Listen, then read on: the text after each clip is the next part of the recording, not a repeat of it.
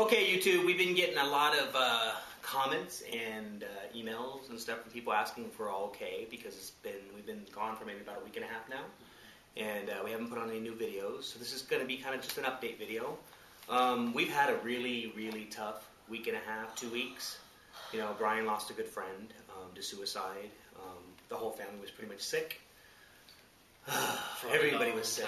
Yeah, I got really sick. Brian got really sick.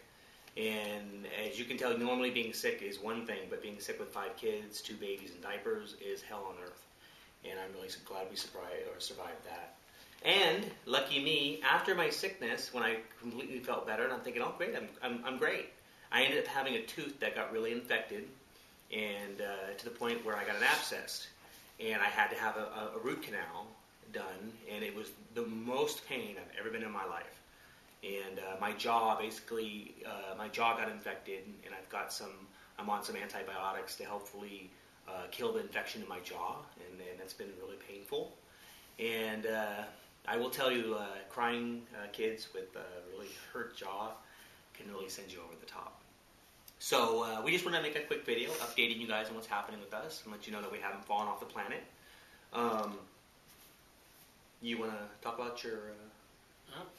Yeah, we had a good friend, Jerome, who goes to the local college here, who's taking a journalism class, and he did a really cool write-up for us for the school paper, which actually got published. He made the paper.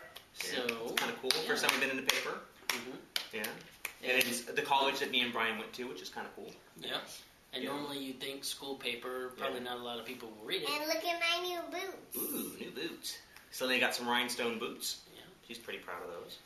But our dentist actually ended up reading it. So they called us the other day when we were taking Celine to the dentist and said, were you guys in the paper? And we went, oh boy. Yeah. So it's kind of surprising. Really cool.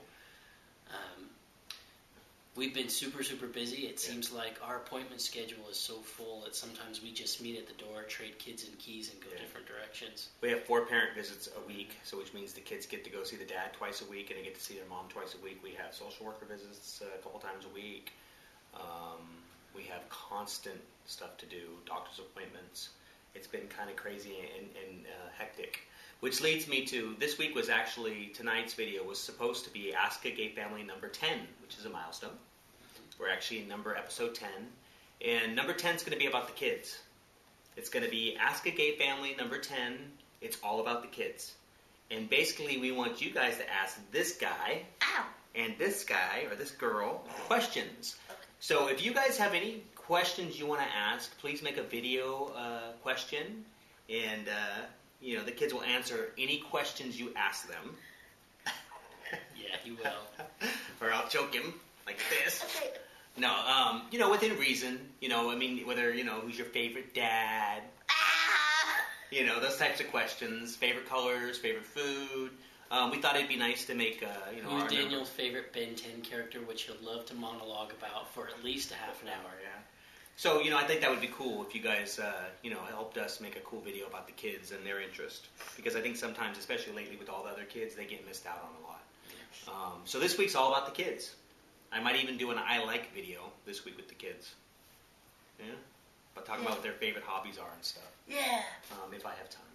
Sorry.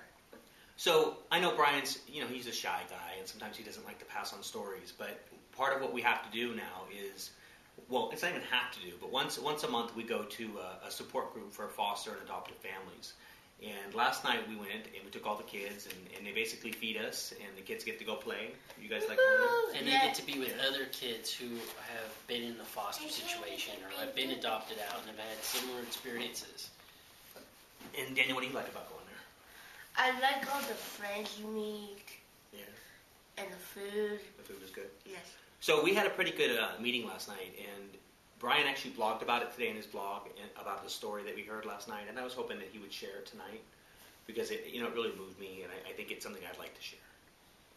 Well, basically the gist of it was, we were having a conversation about adopting, and the conversation came around to how a lot of people, when they hear that you've adopted, or you're fostering, or you have a kid with special needs, they always say, oh, wow, you're such a special person. It takes good for you. You're a special person for doing that.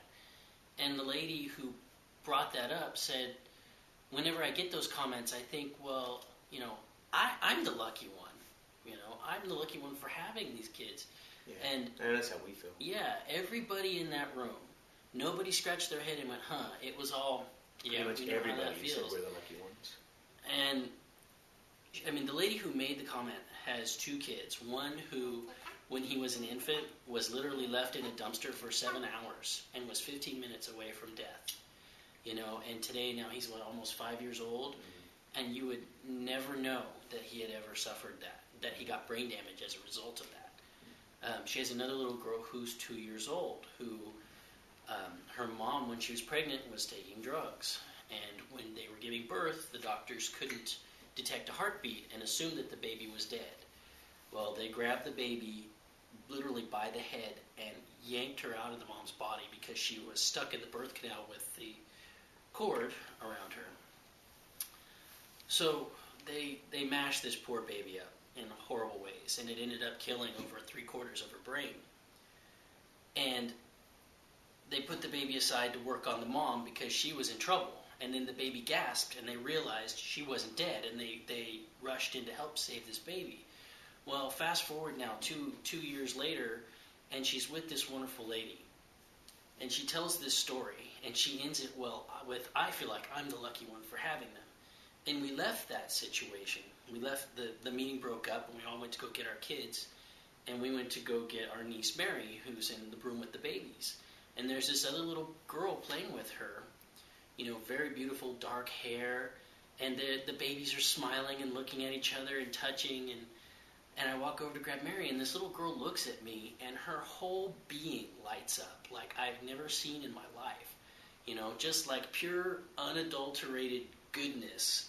When she smiled, everything lit up. And it just broke my heart when I saw her. And I went and got the babies, and I was saying hi to the little girl, and then that lady came in right behind me and came and got that little girl. And she was the one who had almost died and only had enough brain left, literally the size of an orange or an apple, just not much at all. And she was just the most beautiful little girl that I had seen, in quite a long time. And, when you go to these meetings, you get to see other people in situations that are a lot tougher than what we're in. Yeah. And it gives you a little bit of faith and a little bit of heart. It makes you think that, what we're doing isn't so difficult. No, everybody says, well, I could never do something like that. Yeah. Until you have really cool kids in your life, and you realize what you can do, what you will do. And you'll pretty much do anything when you have kids. Yeah. They become your center. So, thank you for sharing that with us. I guess, Brian, I'm waving at the camera. It's been a long day. Oh, my mom had to move too. So I helped move my mom yesterday, which, on top of everything else, seemed like it was a crazy event. Volunteering on our kids' schools, carting them back and forth to 3 different schools. But we will keep up with YouTube, we promise.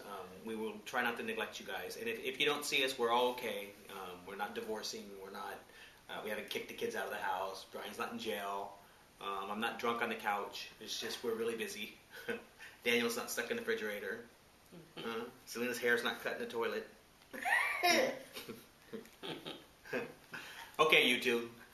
Bye. Bye.